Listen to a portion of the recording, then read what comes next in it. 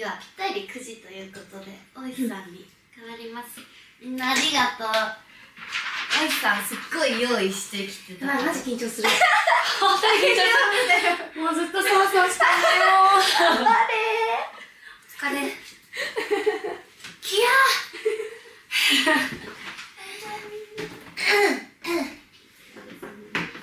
皆さん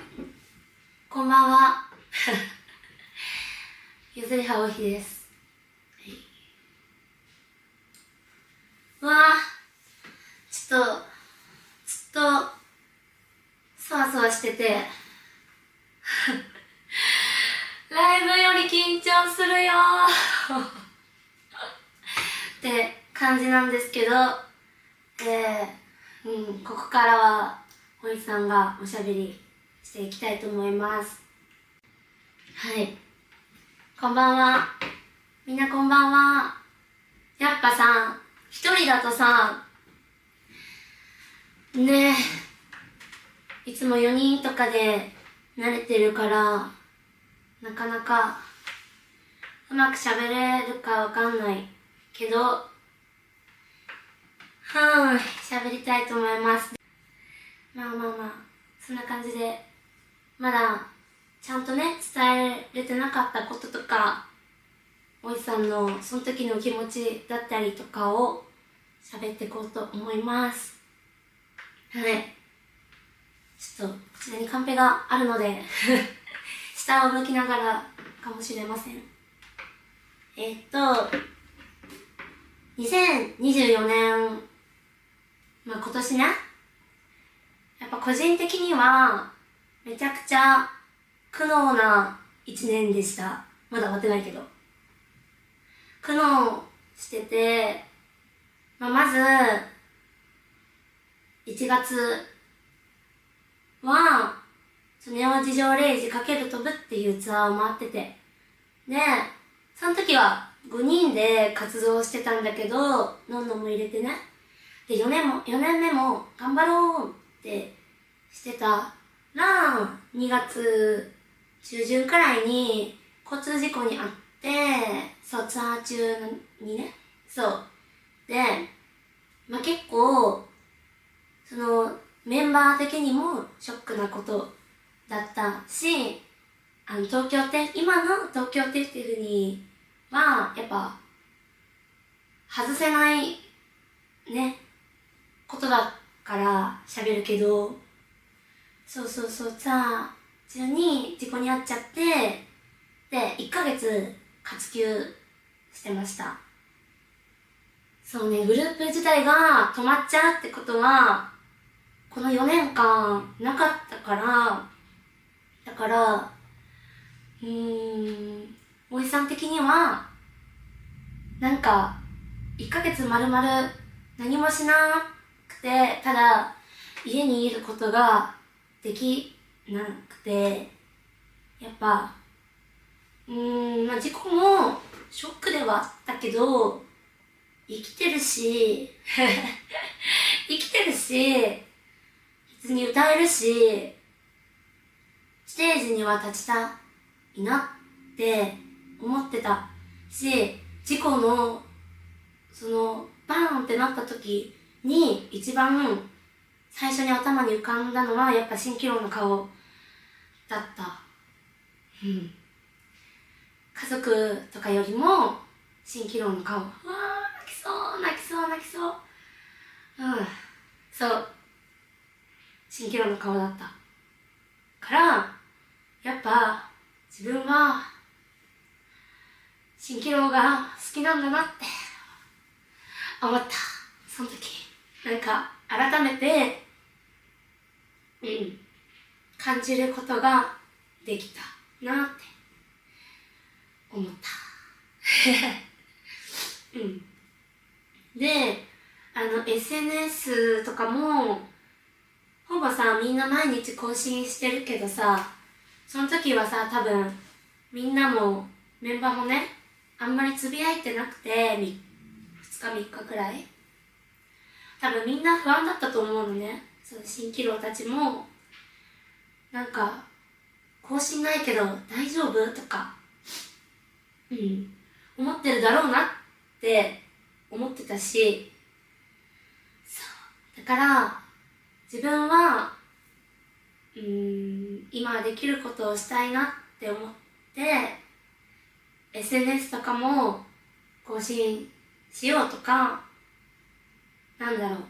現場に足を運んでステージには立てないけど現場に行こう、みんなの顔を見に行こうって思って、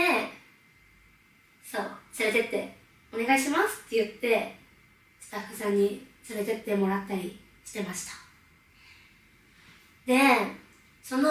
ツアー中だったんだけど、大石さんは掛け持ち兼任で NSLE っていうグループもしてて、そっちもねツアー中だったので、その事故があった2日後にまた大阪で公演があるってなってたんだけど、さすがにちょっと2日後大阪にまた行くってなるのはちょっとさすがに怖いかもって思ってね、行けなかったんだけど、それだけ本当に心残りだなって、しょうがなかったんだけど自分的には心残りだなって思ってました。でそうね、まあそっから4人になってのんのが抜けるよってなってそう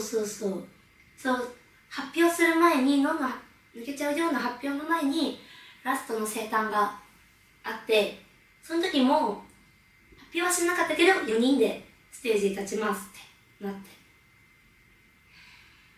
まあね、ラストもさっき言ってたけどちゃんと普通に生誕したかったって言ってて、そりゃそうだよなって自分でもそう思うし、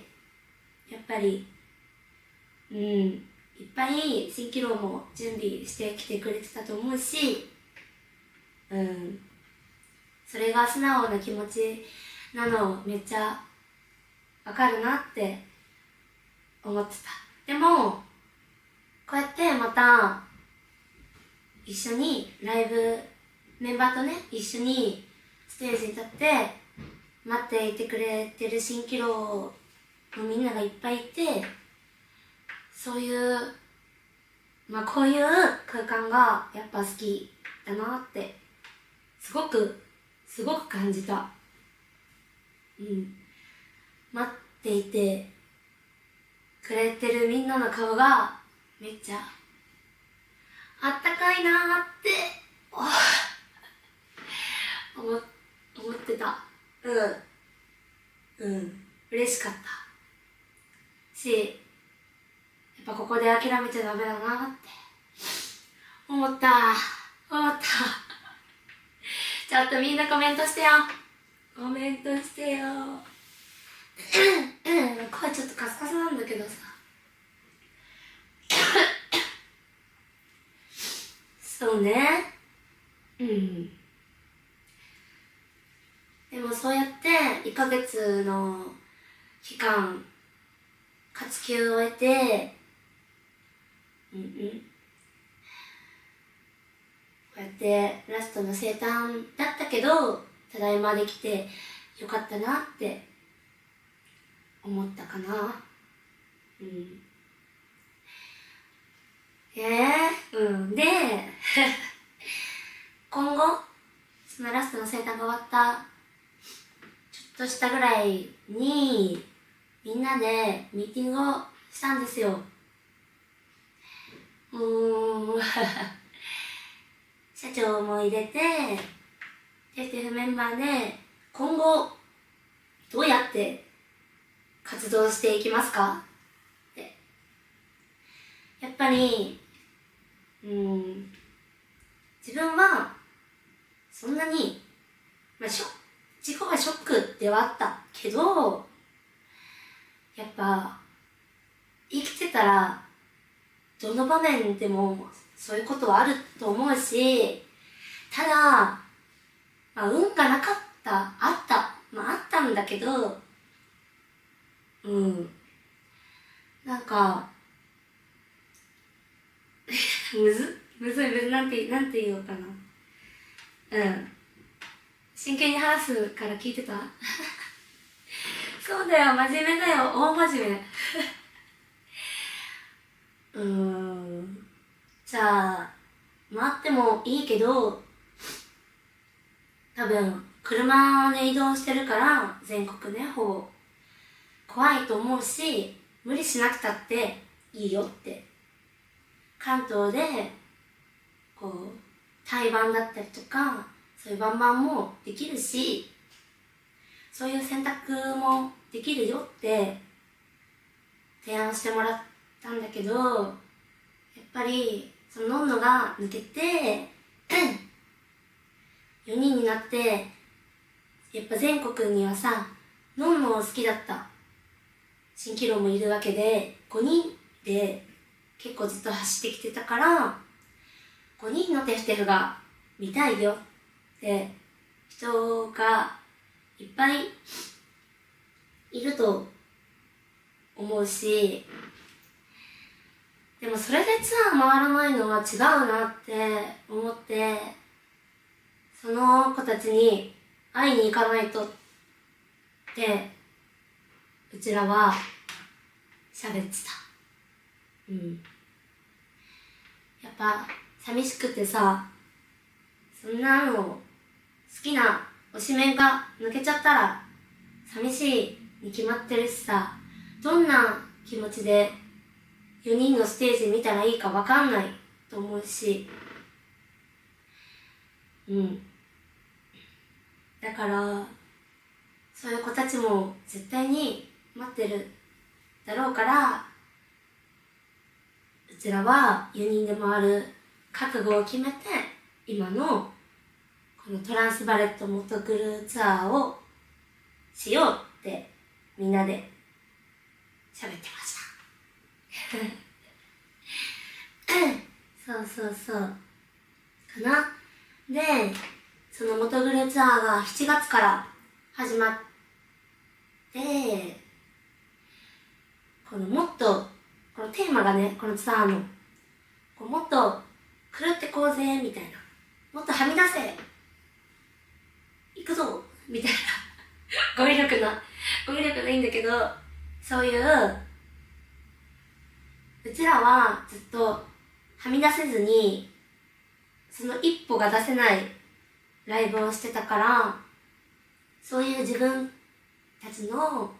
殻を破ろうっていう、そんなツア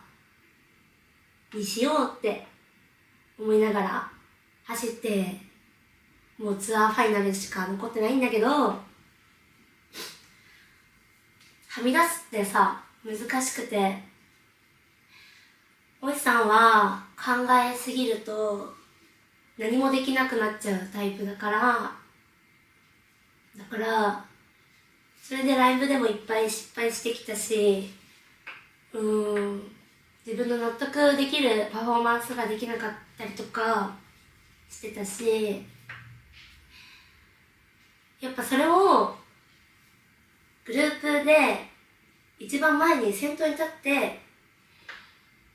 トリガーとなっていくのはやっぱリーダーである自分だなって思ってるからこそ、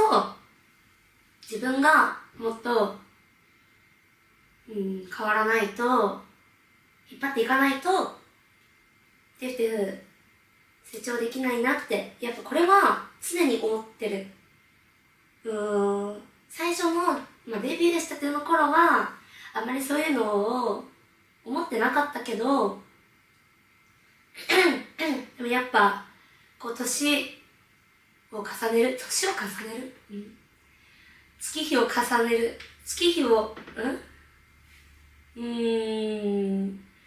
年々ね、そういう責任とかじゃないけど、そういう気持ちが強くなってきてるなって思うなうん私もっと自分だけじゃなくてそれに、負けないようにこうメンバーもついてこうってしてるのもすごく感じるし、やっぱ最初のさ初日とかはあんまりそういうのが発揮できなくてすごいみんなで大反省会したんだけど、今このサードシーズンも終わって感じることはやっぱ一人一人がそうやって前に行って自分がいつもと違うことをするぞとか、いつもはここでこうしてなかったけどこうしてみようかなとかチャレンジしてそういうのをステージで感じることができるとやっぱりおじさんも負けてられないって思うし、めちゃめちゃいいやん今のとか思ってすごいテンションが上がるのね。だからすごいよくなってきてるんじゃないかなって思ってますそうで7月ですね。7月は大石さんの4回目の生誕ライブがねあったんですよ。そうね、今年はソロ曲をもらうことができて、やっぱずっとおこがましいかもしれないけど自分のための自分にだけ向けたソロ曲欲しいって思ってたし、やっぱ始めたての頃はさ、そんな自分がソロ曲もらえるって思ってなかったからすごく大切な一曲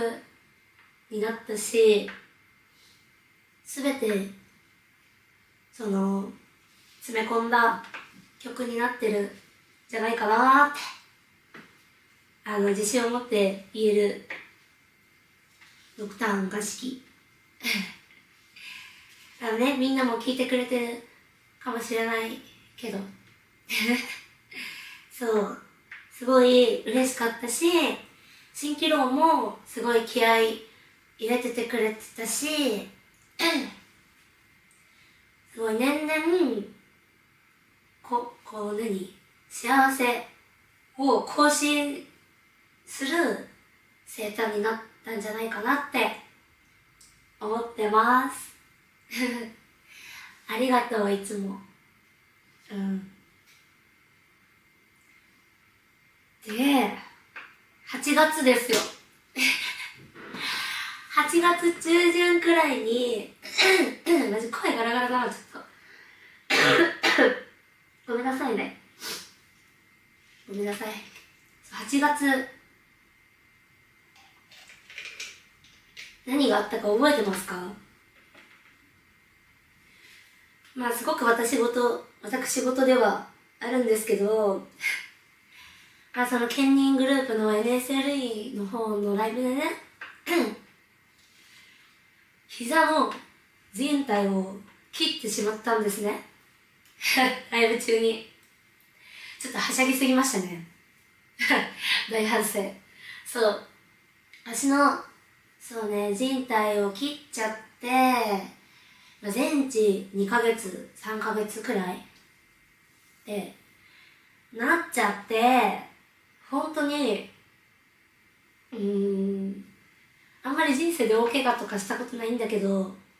さすがに大怪我さすがに大怪我で結構もうね見た人もいると思うけどもうこんな松葉杖とかついちゃってステージで歌ってはいたけど椅子座って歌ってたりとかでもやっぱり休むっていう選択肢は自分の中にはなくて、歌えるしだって歌えるしライブステージにも立てるしなんかね今年2024年大石さん怪我とかしすぎ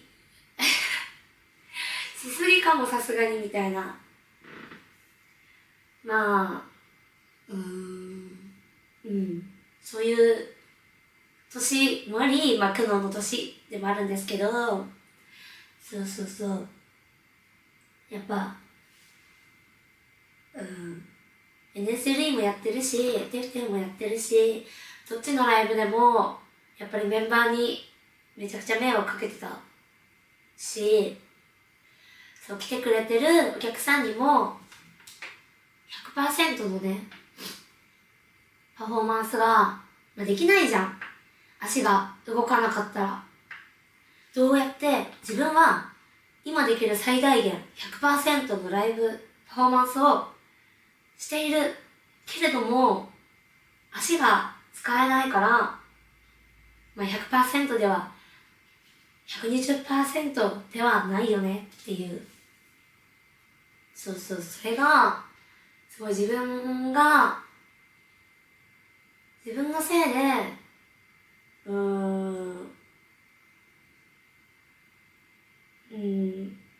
ループがって思ってた。なんだろう、あんまりそう考えないようにはしてたけど、やっぱり悔しくて、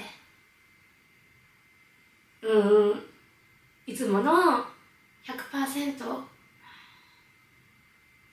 のテフテフを見てほしかったって思うし、やっぱ一つ一つのライブでさ、その日初めて来る人とかだっているし、すごい楽しみに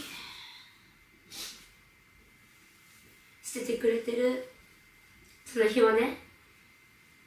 人だっているのに、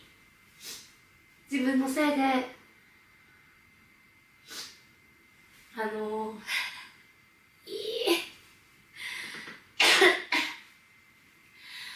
100% のテフテフを見せられないのは悔しいなって、ここ 2,3 ヶ月くらいはずっと思ってた。なんかこうやってカバーしてくれようとするメンバーにも申し訳なかったし、すごいたくさんの周りの人に支えられて愛されてたなってすごく実感した出来事でした。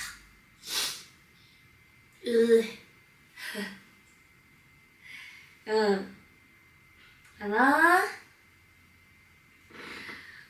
なんかさ、すごい暗い配信みたいになっちゃってるかもしんないけど、全然そういうわけじゃない。自分の気持ちを話すのは苦手で、いつも笑ってごまかしてしまうから。でもこういう機会がないと伝えられなくて、もしさんはこうやってね、みんなと特典会とかだとわきゃわきゃしちゃうから、わちゃわちゃしちゃうから、頑張らなきゃいけないはいで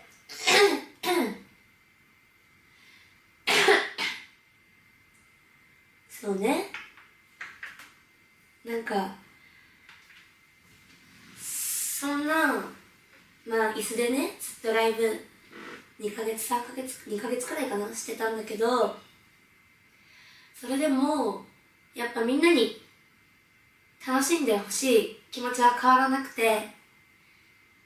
足が動かせないんだったらもっと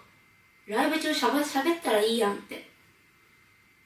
声は出せるし上半身は使えるから、もうめちゃくちゃ動いたろうと思って。あと左足をこう怪我してたんだけど、右足は使える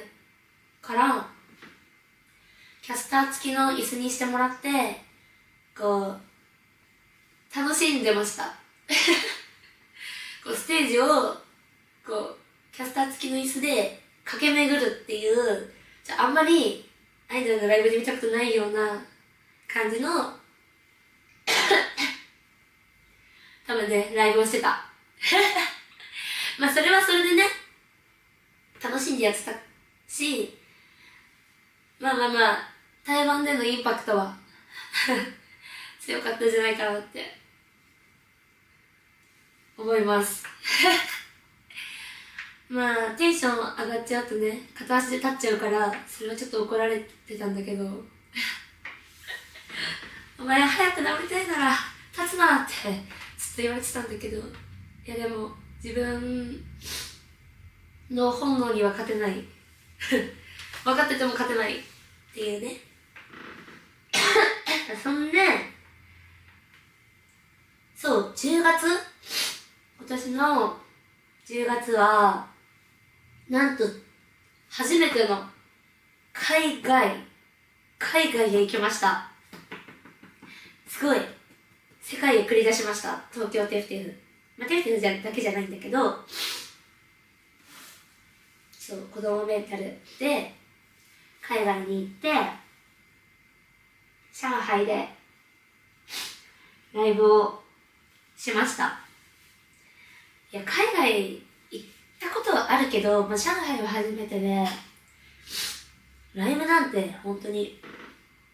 こんな早く4年こんな早く海外でライブできると思ってなかったから、すごいワクワクとドキドキでした。そう、行ったらなんかみんなすごい日本語喋れるし、こうライブをしてて本当に全員がこうやって真似してくれるんですよ。もう見よう見まねで、もうこっち行ったらみんなこっち行ってくれるし、こっち行ったらみんなこっち行くしみたいな、もう本当に熱気すごくて、子供メンタルの曲が本当に世界で聴かれてるってこういうことなんだなって身をもって感じたねなんかテフテフめちゃくちゃ好きなんですってこうやって翻訳で伝えてくれたりとか、すごいずっと聞いてて、すごい会えるの楽しみにしてたとか、ライブ中にこう一番前にいる子がね、オーヒーってこう叫んでくれたりとか、なんかすごい知らないところでこんなにも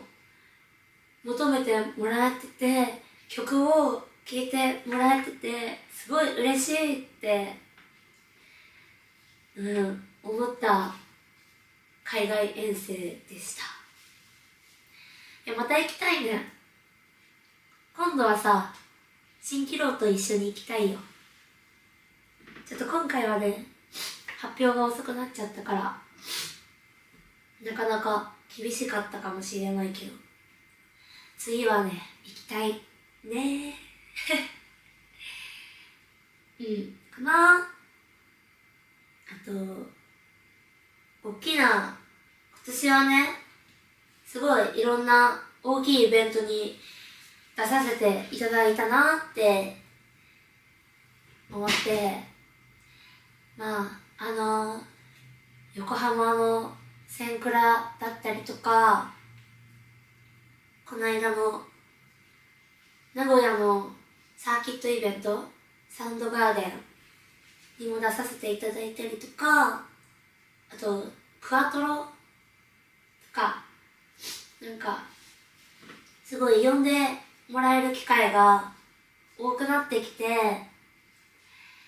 嬉しいな。なんかこうやって広めたいって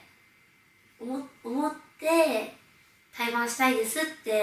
させてもらってたから、そうだから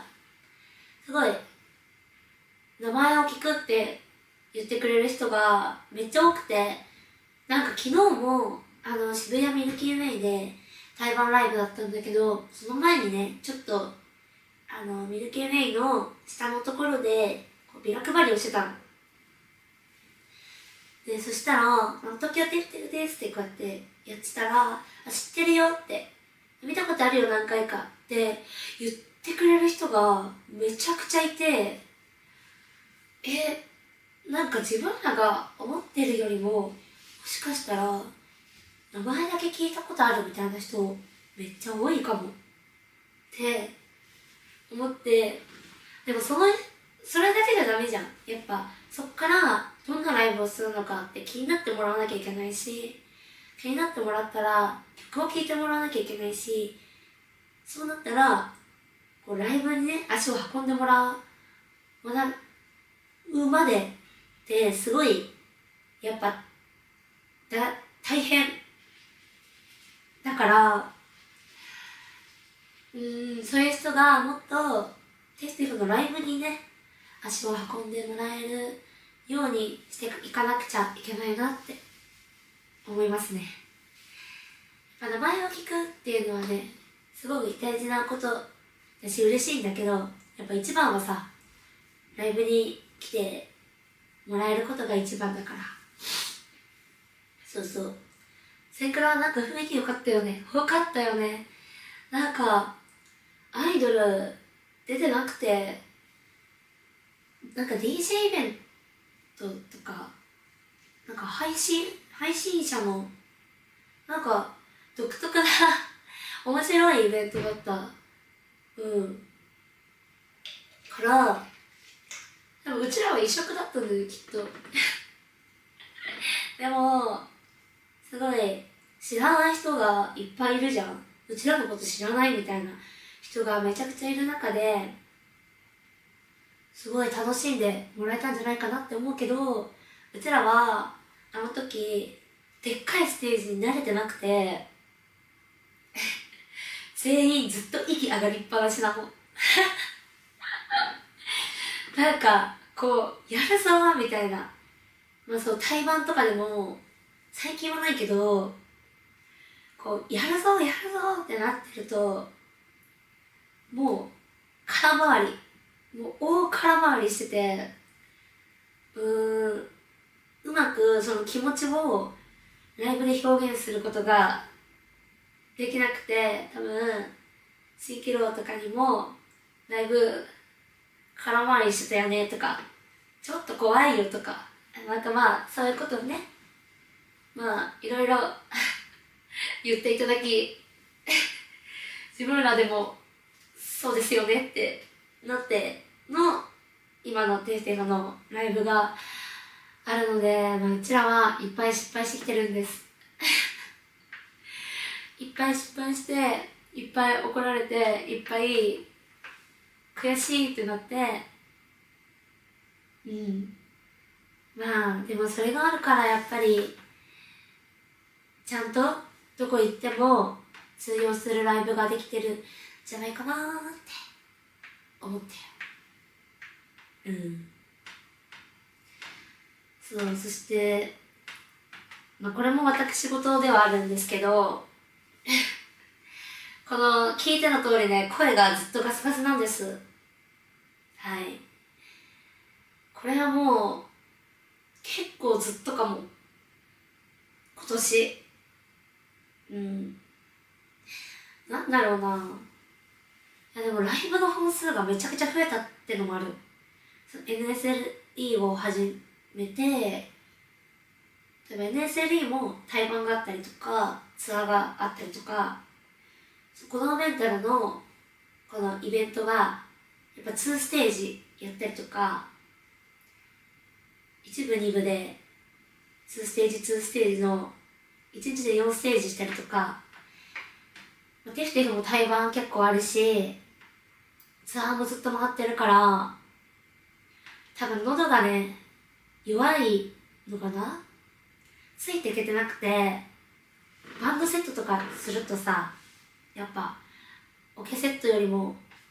声をもっと出さないとって思うし、煽りももっと声出さないと聞こえないんじゃないかって思うし、なんかそういうのなのかな、ちょっとわかんないんだけど自分でもシャウトもするし NSLE は。だからそれで多分ね、その喉の休みがね、ないのかな。なんかたまに3日とか4日とか使わないと喉結構ツルツルになるの。だから病院にも行ってんだけど、まあしょうがないのかなって、もう強くしていくしかないと思って。だから結構そういう体調系が今年は、まあ、元気なんだけどめっちゃ元気だし、そんなにあれだけど、まあ、今年はそう事故になって膝の靭帯切って喉カスカスでみたいな、そういう自分がこう前に進みたいのに、それをなんか神様が阻止してくるみたいな、そういう年だった。負けたくない悔しいなって。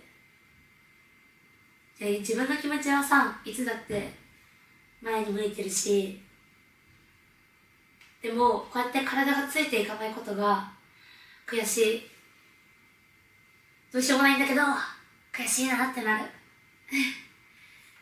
なんか最近まあメンバーにちょろっとしか喋ってないんだけど、悩んでることがあってまあその喉がカスカスで思うように歌えなくて、もうステージに立てないんじゃないかって考えることがよく最近はあって、多分思ったよりもその歌えないことが辛くて、歌うために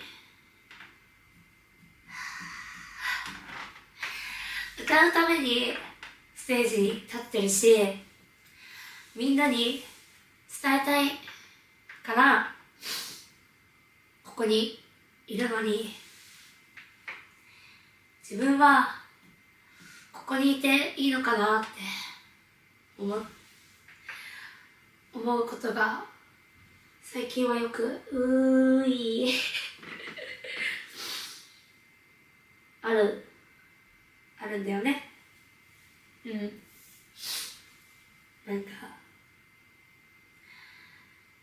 気持ちは届けられるって思ってるし、おいさんもそれで伝わるものはやっぱりあるけど、でも自分の声が出ないとやっぱり届けられるはずのものが届けられなくなっちゃうのは辛いなって思う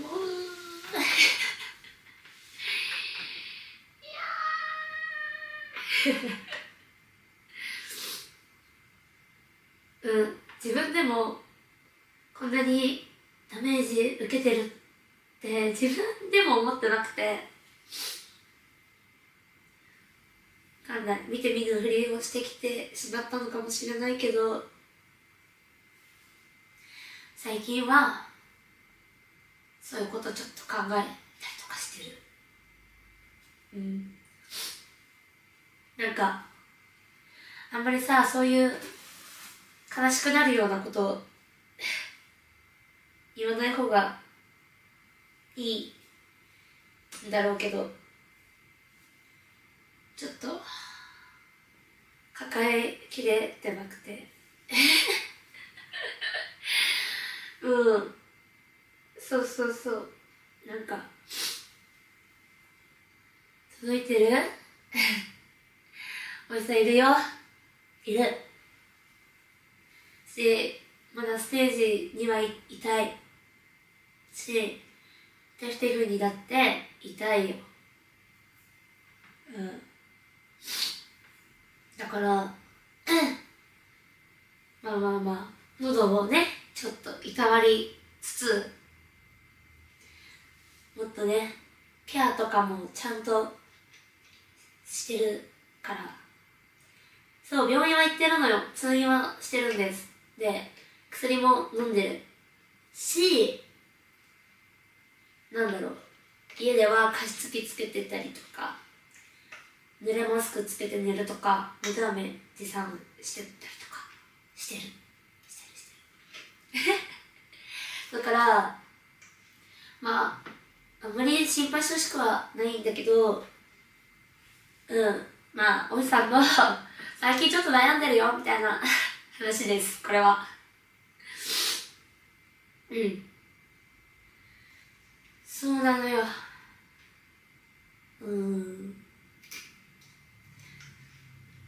まあでもね、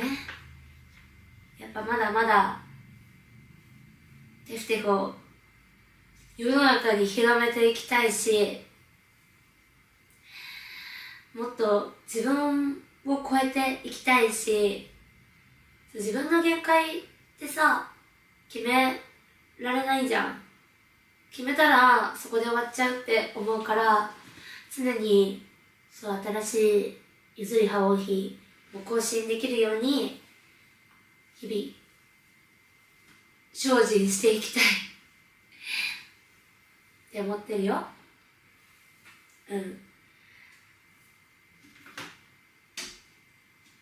抱え込むのは体に良くないよ。優しい、ありがとう。ステージ立つおいしさんとってもかっこいい、素敵だよ。ありがとう、ありがとうね。なんかあんまり今まで、昔の話なんですけど、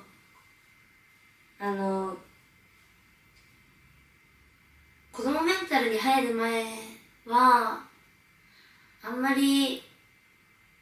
ていうか、もう全然歌とか褒められたこと一度もなかったし、まあどっちかというと別に上手くない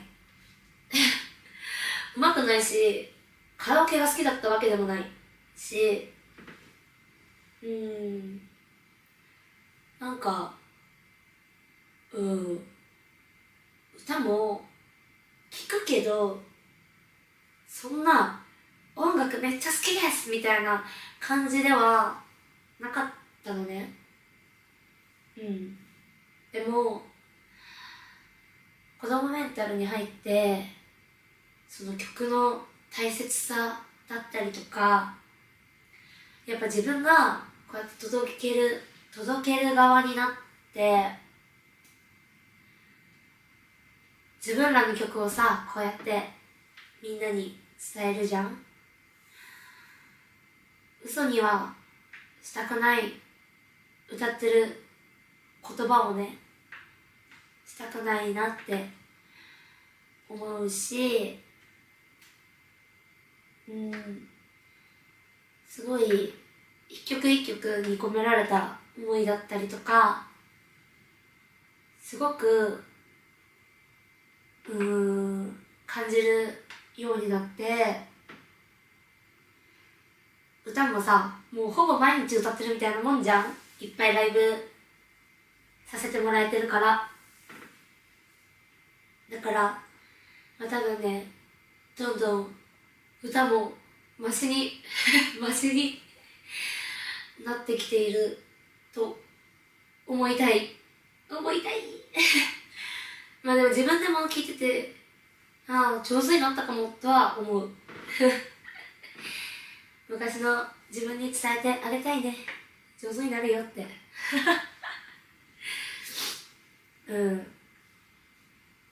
そうそう。だからね、まだ歌ってたいんだよ。まだまだ腹筋見ないと、だからいてくれないと困る腹筋NS3 の衣装でしか出てないからね。そうよ。おいさんいないと生きていけない。おいさんもね、蜃気楼がいないと生きていけないよ。もうそんな関係になってしまったよ、蜃気楼とおいさんは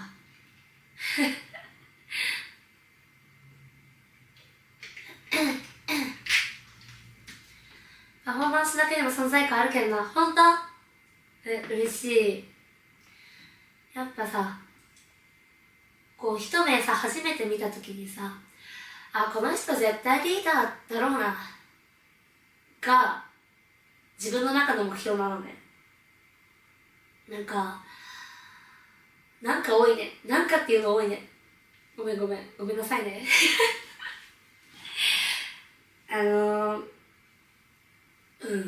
やっぱ引っ張って誰が見てもこの人が引っ張ってってるって思うステージにしたいし、やっぱ自分がバッていかないと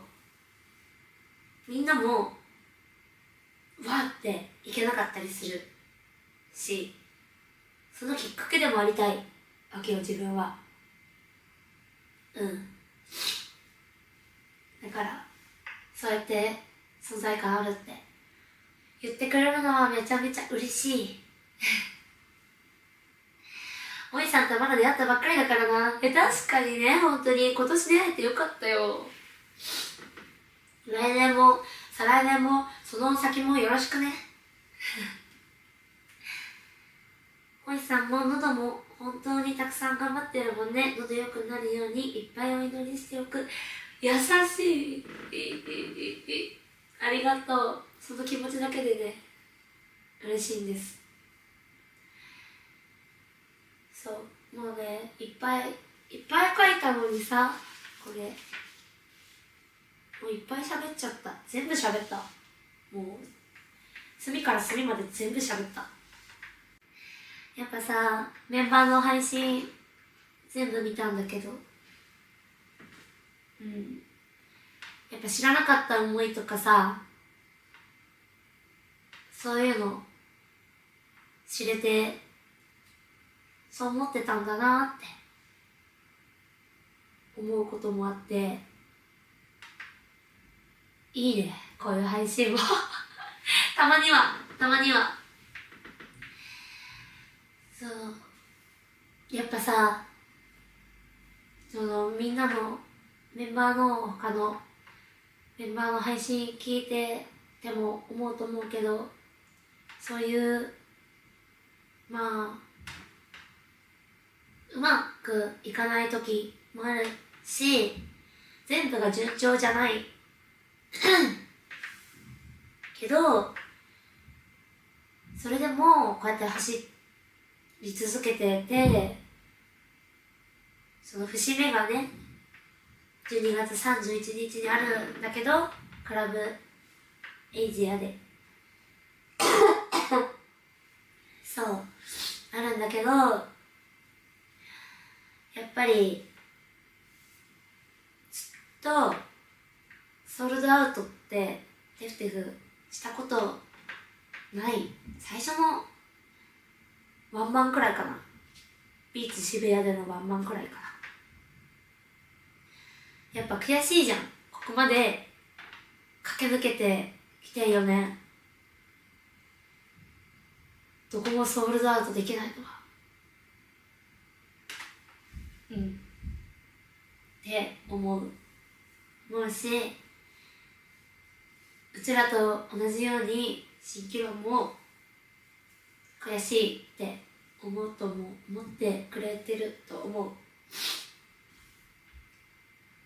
すごく今ね、蜃気楼も12月31日ソールドさせよう、いっぱい人呼ぼうって頑張ってくれてるのすごく伝わってるし、本当にありがとう。うちらもまだね2週間あるから頑張りたいって、頑張るって思ってるだけじゃなくてこういう配信一つでもやっぱりなんだろう、自分の気持ちをさらけ出すのは苦しいし、心がね、苦しかったりとか、みんなしてたと思う。みんなね、涙出ちゃうくらい大切。また泣きそう。ういえ。やば。そう、みんな泣いちゃうくらい大切で真剣で、だからやっぱりこの4年の年ね、4周年、12月31日ソールドアウトして5年目を迎えたいなって思ってます。ちょっとうまく伝えられてるのかわからないけど、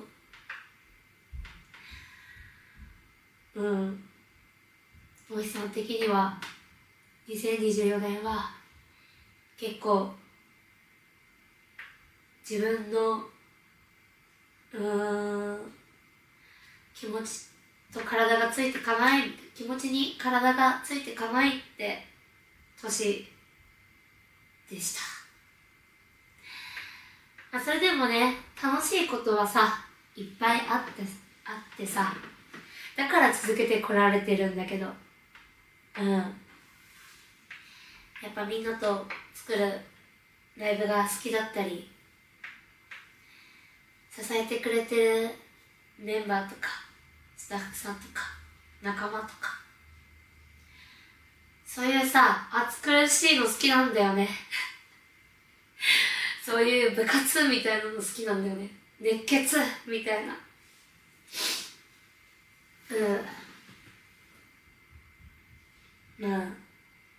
ね、なんかチームも宣伝みたいになっちゃうって言うけど、でも全ては12月31日に全てをかけてます、うちらは。ってことが伝わったらいいなって思います。この個人配信でそれぞれの配信見て、やっぱ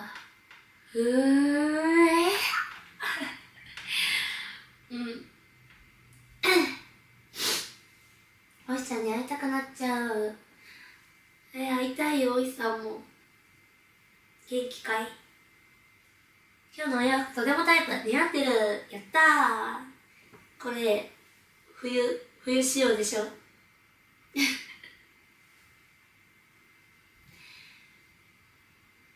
スキルもマシマシ